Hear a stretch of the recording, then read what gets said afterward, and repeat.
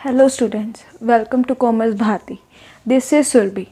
Today we are going to start with the very first chapter of Business Studies class 12th, that is Nature and Significance of Management.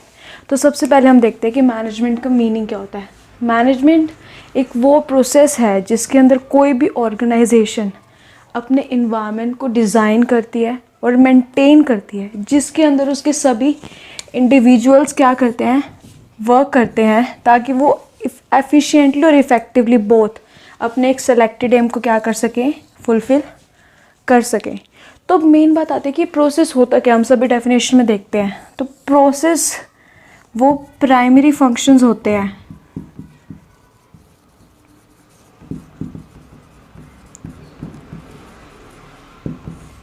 जो भी एक organisation क्या करती है, perform करती है अपने ऑब्जेक्टिव को फुलफ़िल करने के लिए. और मैनेजमेंट के वो प्राइमरी फंक्शंस कौन कौन से हैं?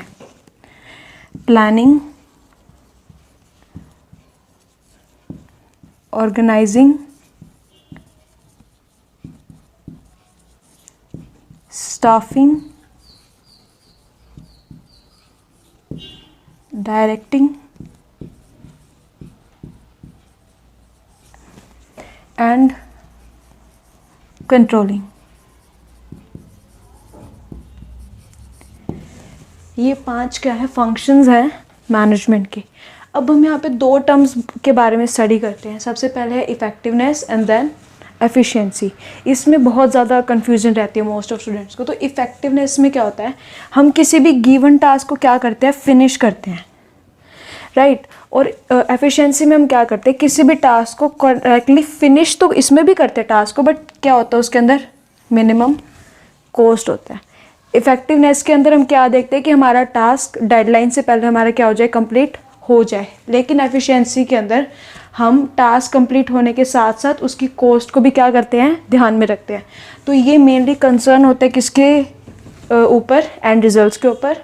और एफिशिएंसी कंसर्न करती है मेनली किसके ऊपर, कॉस्ट के ऊपर. They are like 2 sides of the same coin and they both are necessary in management. अगर इफ़ेक्टिवनेस होगी और एफिशिएंसी नहीं होगी तो मैनेजमेंट इनकम्प्लीट मानी जाएगी.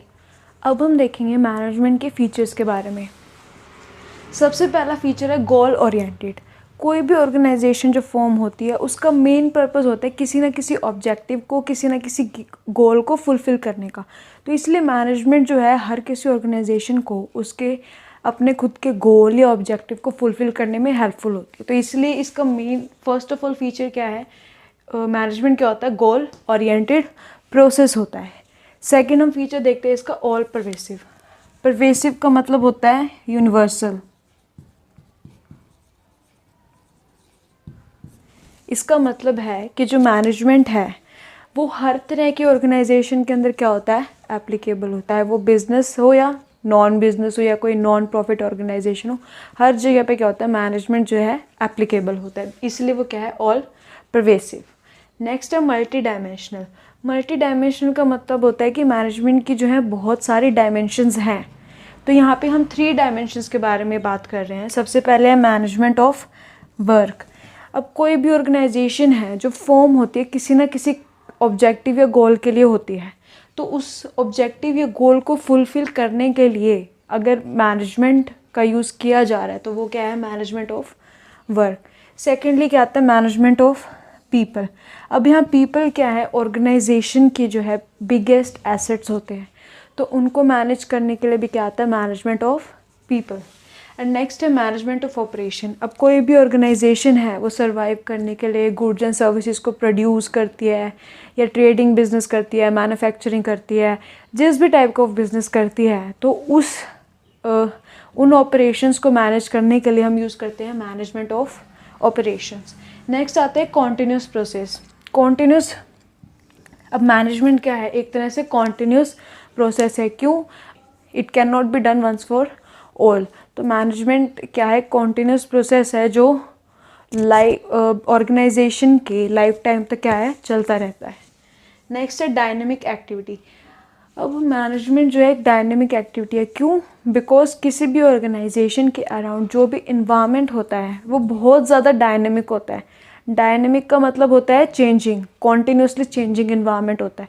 तो उस कॉन्टीन्यूसली चेंजिंग इन्वायरमेंट के साथ प्रोग्रेस करने के लिए ऑर्गेनाइजेशन को क्या करना पड़ता है, मैनेजमेंट करता है। और इसी वजह से मैनेजमेंट क्या है, एक डायनेमिक एक्टिविटी है जिसके अंदर एक ऑर्गेनाइजेशन अपने इन्वायरमेंट के साथ कोप अप करने के लिए क्या करती है, मैनेजमेंट करती है। So that's why it is a dynamic activity. Next क्या है, ये इंटेंजिबल फोर्स है। इंटेंजिबल का क्या मतलब होता है, वो चीज़ें जिन्हें हम सिर्फ महसूस कर सकते हैं, जिन्हें हम देख नहीं सकते। तो मैनेजमेंट को भी हम जस्ट फील कर सकते हैं, उसे हम देख नहीं सकते।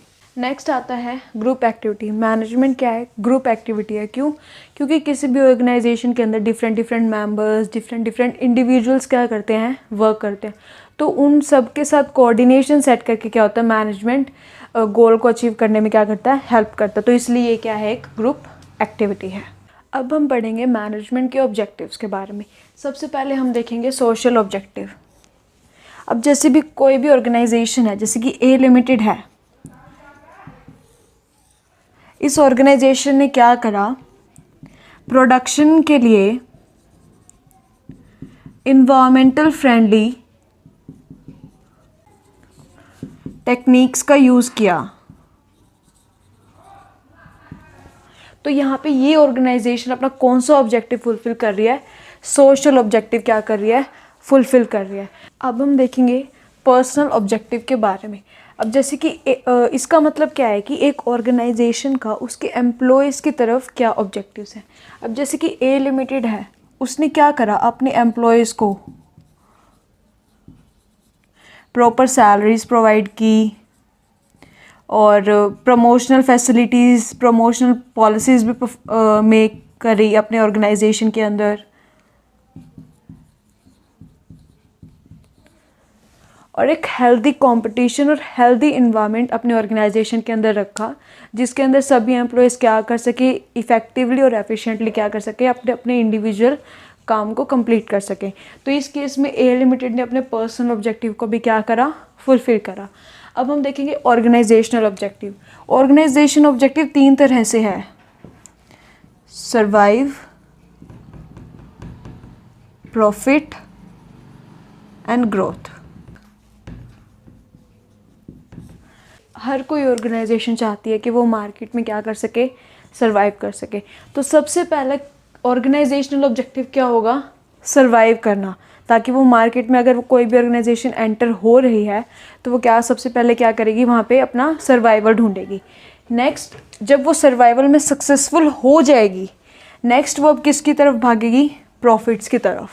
वो अपने प्रॉफिट्स को मैक्सिमाइज करने की क्या करेगी, कोशिश करेगी। और जब वो अपने प्रॉफिट को मैक्सिमाइज करने में भी क्या सक्सेसफुल हो जाएगी, देन वो ऑर्गेनाइजेशन क्या करेगी, खुद को एक्सपैंड करने की क्या करेगी, कोशिश करेगी। तो ये 3 तरह से होते हैं किसी भी ऑर्गेनाइजेशन के ऑब्जेक्टिव्स। अब हम देखेंगे मैनेजमेंट की इम्पॉर्टेंस क्या है। फर्स्ट है डेवलपमेंट ऑफ सोसाइटी।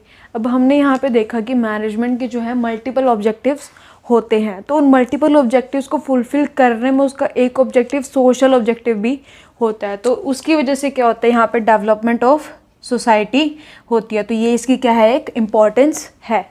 नेक्स्ट हम देखेंगे अचीव पर्सनल गोल्स। अब मैनेजमेंट जो है हर इंडिविजुअल एम्प्लॉय या पर्सन जो भी ऑर्गेनाइजेशन के अंदर काम कर रहा है, उसको अपने पर्सनल गोल्स को अचीव करने में भी क्या करती है, हेल्प करती है। अब जैसे किसी भी एम्प्लॉयज़ का सबसे मेन पर्सनल गोल होगा कि वो एक सैलरी गेन कर सके या फिर उसे ऑर्गेनाइजेशन के अंदर रिकॉग्निशन मिले, राइट। तो इस वजह से क्या है, मैनेजमेंट जो है हर एम्प्लॉय को उसका पर्सनल गोल कंप्लीट करने में भी क्या करती है, हेल्प करती है। नेक्स्ट आता है अचीव ग्रुप गोल्स। अब हमने इसके फीचर में पढ़ा था कि मैनेजमेंट क्या है, एक ग्रुप एक्टिविटी और एक गोल ओरिएंटेड प्रोसेस है। तो मैनेजमेंट क्या है, पूरी ऑर्गेनाइजेशन एज अ ग्रुप उसका गोल अचीव करने में उसको क्या करती है, हेल्प करती है। तो यहाँ पे यही कह रहा है कि अचीव ग्रुप गोल्स। नेक्स्ट है इंक्रीज एफिशिएंसी। मैनेजमेंट हेल्प करती है ऑर्गेनाइजेशन को किसी भी टास्क को मिनिमम कॉस्ट में कंप्लीट करने में। सो इसलिए क्या है, ये इंक्रीज क्या करती है, हमारी एफिशिएंसी को इंक्रीज करती है by minimising the cost. Next आता है क्रिएट्स अ डायनेमिक ऑर्गेनाइजेशन। अब मैनेजमेंट के फीचर में हमने देखा कि मैनेजमेंट क्या है, एक डायनेमिक एक्टिविटी है। मतलब वो इन्वायरमेंट के कॉन्टीन्यूस चेंज के साथ कॉप अप करने के लिए हम क्या करते हैं, मैनेजमेंट का यूज़ करते हैं।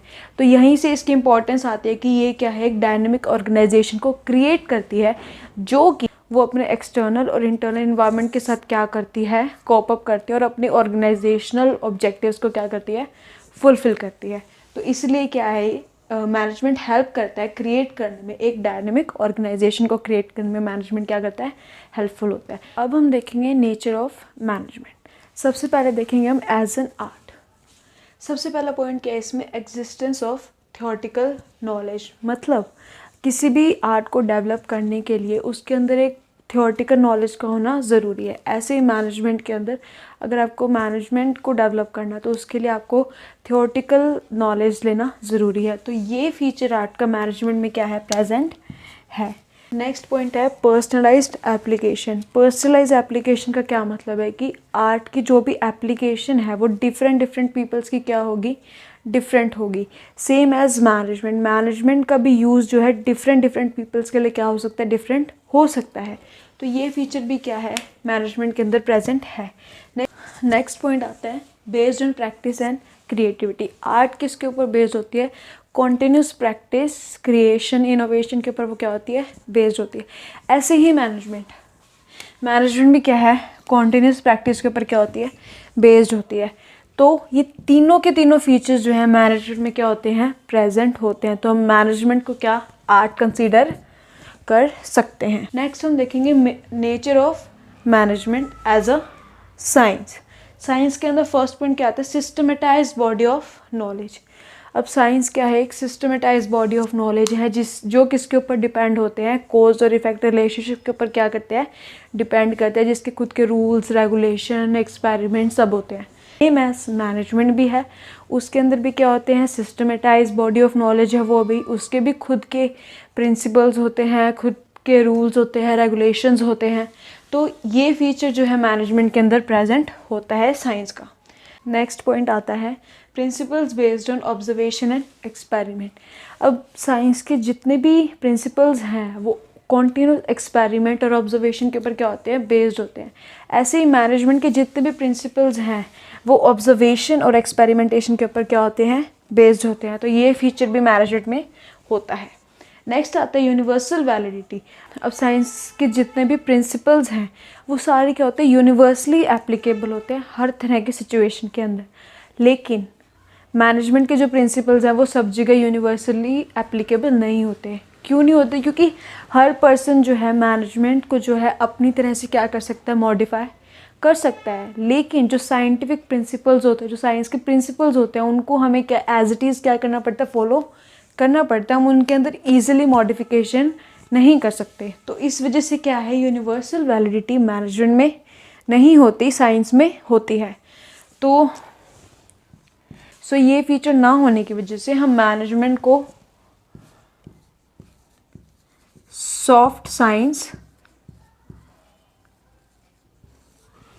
कह सकते हैं। अब नेक्स्ट आता है हमारा nature of management as a profession. अब सबसे पहले हम इसका फीचर देखेंगे। फर्स्ट फीचर क्या है, well defined body of knowledge. अब प्रोफेशन के अंदर भी क्या होता है, एक well defined body of knowledge होती है, जिसके लिए हम पर्टिकुलर रूल्स, रेगुलेशन और प्रिंसिपल्स को क्या करते हैं, स्टडी करते हैं। ऐसे ही मैनेजमेंट के अंदर मैनेजमेंट को फॉलो करने के लिए पर्टिकुलर रूल्स, प्रिंसिपल्स को हमें क्या करना पड़ता है, फॉलो करना पड़ता है, रीड करना पड़ता है। तो ये क्या है, एक well defined body of knowledge है। नेक्स्ट पॉइंट आता है रेस्ट्रिक्टेड एंट्री का। प्रोफेशन के अंदर क्या होती है, एंट्री रिस्ट्रिक्ट होती है।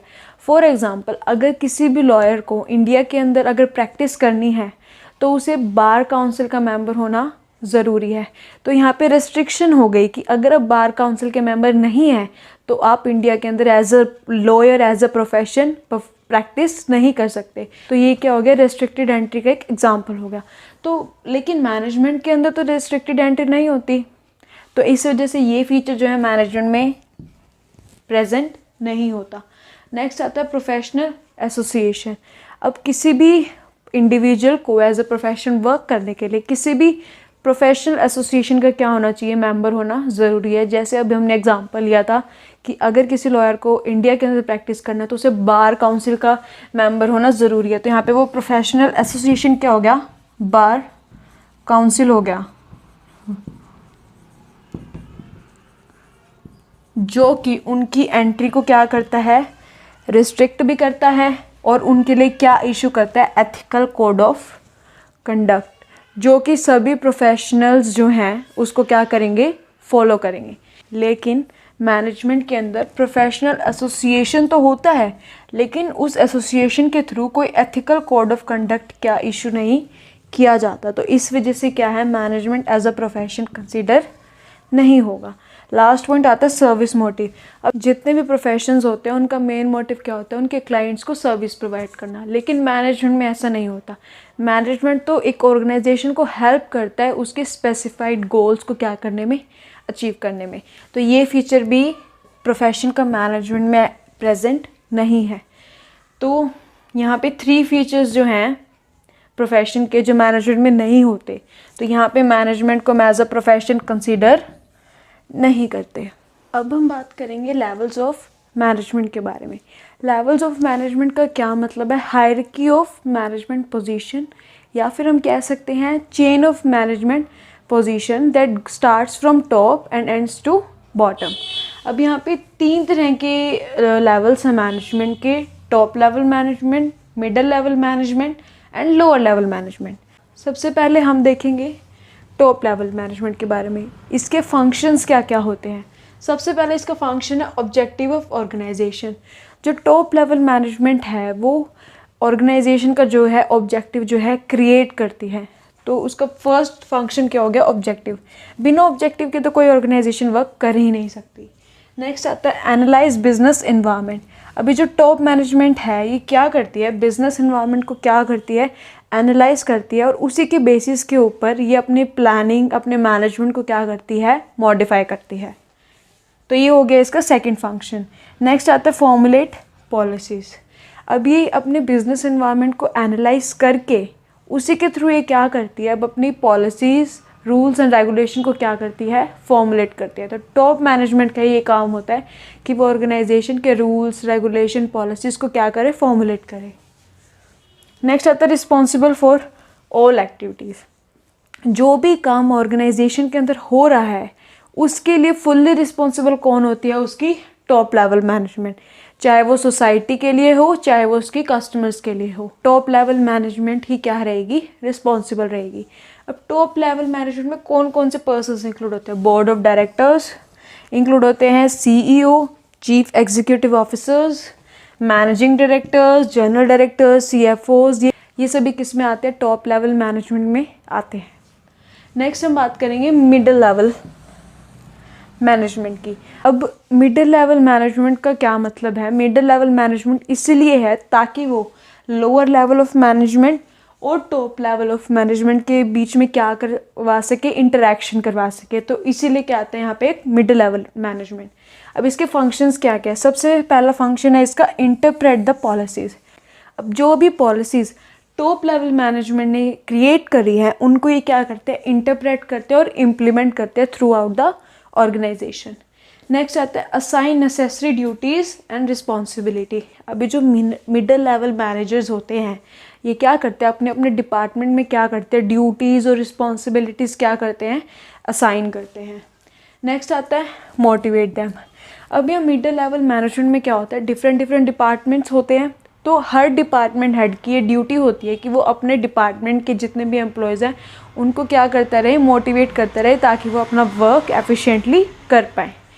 नेक्स्ट आता है कोऑपरेट विद अदर डिपार्टमेंट्स। अब हर डिपार्टमेंट हेड की यही कोशिश रहनी चाहिए कि वो जो दूसरे डिपार्टमेंट हेड्स हैं उनके साथ क्या कर सके, कोऑपरेट कर सके ताकि ऑर्गेनाइजेशन की क्या हो सके, स्मूथ रनिंग हो सके। तो मिडिल लेवल मैनेजमेंट की क्या होते हैं, ये सारे फंक्शंस होते हैं और इसके एग्जांपल है जैसे production manager, sales manager, purchase manager, finance manager.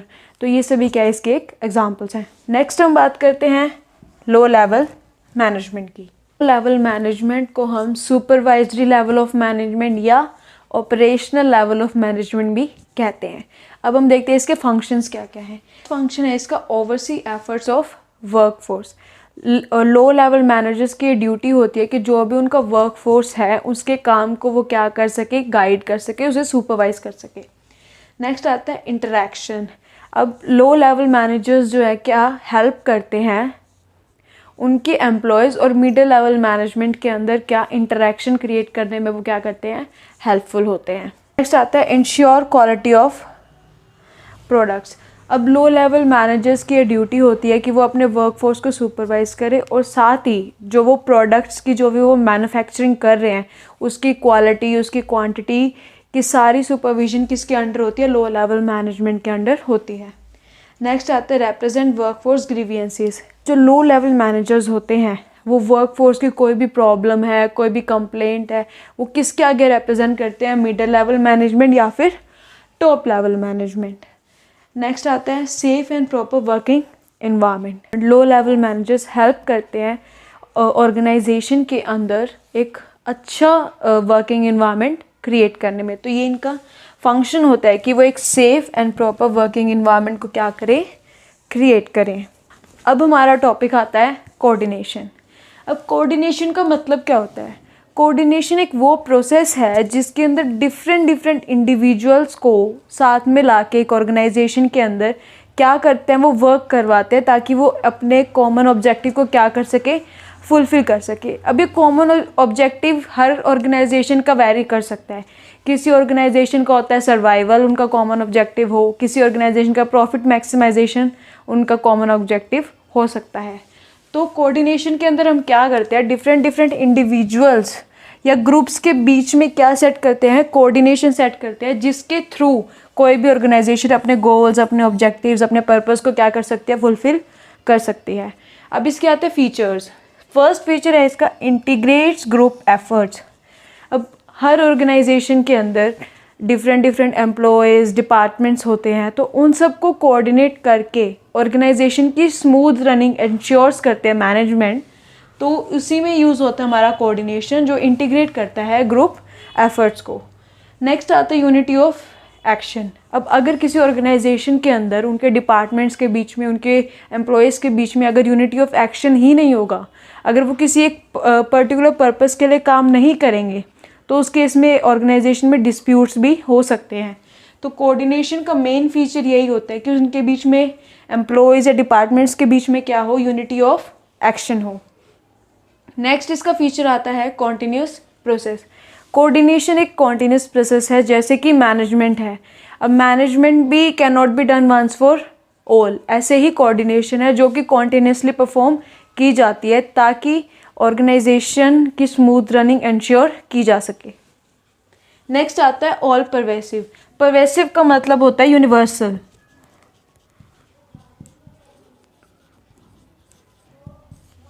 इसका मतलब यह है कि कोऑर्डिनेशन जो है हर तरह के बिजनेस के अंदर क्या होती है, एप्लीकेबल होती है। इवन नॉन बिजनेस एक्टिविटीज़ में भी कोऑर्डिनेशन क्या होती है, एप्लीकेबल होती है।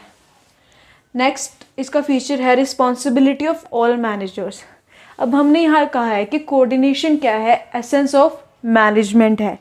तो ये सभी मैनेजर्स की ड्यूटी हो जाती है, रिस्पॉन्सिबिलिटी हो जाती है कि वो अपने अपने डिपार्टमेंट्स में क्या रखें, कोऑर्डिनेशन रखें, जिससे हमारी ऑर्गेनाइजेशन के अंदर भी कोऑर्डिनेशन एस्टैब्लिश हो जाता है। Deliberate function. कोऑर्डिनेशन क्या है, एक डेलिब्रेट फंक्शन है जिसके अंदर पीपल वैरी करते हैं, डिपार्टमेंट्स वैरी करते हैं और उनके ऑब्जेक्टिव्स भी क्या करते हैं, वैरी करते हैं। तो उनके बीच में कोऑर्डिनेशन सेट करना एक बहुत ही डेलिब्रेट, एक बहुत ही कॉम्प्लेक्स फंक्शन होता है। नेक्स्ट हम बात करेंगे इम्पोर्टेंस ऑफ कोऑर्डिनेशन की। फर्स्ट इंपॉर्टेंस है इसकी ग्रोथ इन साइज़। अब जैसे जैसे ऑर्गेनाइजेशन का साइज़ इंक्रीज़ होता है उसके अंदर नंबर ऑफ़ एम्प्लॉयज़ भी क्या होते हैं, इंक्रीज़ होते हैं। तो मैनेजर्स की फ़र्स्ट प्रायोरिटी ये रहती है कि वो अपने एम्प्लॉयज़ के अंदर कोऑर्डिनेशन सेट कर पाएँ। तो ये इसकी इम्पॉर्टेंस है। नेक्स्ट है फंक्शनल डिफ्रेंशिएशन। अब ऑर्गेनाइजेशन के अंदर डिफरेंट डिपार्टमेंट्स होते हैं जिनके डिफरेंट फंक्शंस, ऑब्जेक्टिव्स, इंटरेस्ट हो सकते हैं। तो उन डिपार्टमेंट्स के बीच में एक हार्मनी का रिलेशनशिप सेट करने में हमारा कोऑर्डिनेशन हेल्पफुल होता है मैनेजर्स को। नेक्स्ट आता है इसका इम्पोर्टेंस स्पेशलाइजेशन। अब जितने भी स्पेशलिस्ट एक ऑर्गेनाइजेशन के अंदर होते हैं वो एम्प्लॉयज़ के कंपैरिजन में खुद को एज अ सुपीरियर कंसीडर करते हैं। तो स्पेशलिस्ट और एम्प्लॉयज़ के बीच में एक गुड रिलेशनशिप सेट करने के लिए कोऑर्डिनेशन का यूज़ करते हैं मैनेजर्स, ताकि ऑर्गेनाइजेशन के अंदर हार्मनी बनी रहे और उनकी स्मूथ फंक्शनिंग हो सके सभी ऑपरेशंस की। तो इसलिए कोऑर्डिनेशन की इम्पॉर्टेंस है कि वो स्पेशलाइजेशन में भी क्या होती है, हेल्पफुल होती है। आज के लेक्चर में बस इतना ही। नेक्स्ट वीडियो में हम इसी चैप्टर की केस स्टडीज़ के बारे में डिस्कशन करेंगे। Thanks for watching this video. Please like, share and subscribe to our YouTube channel.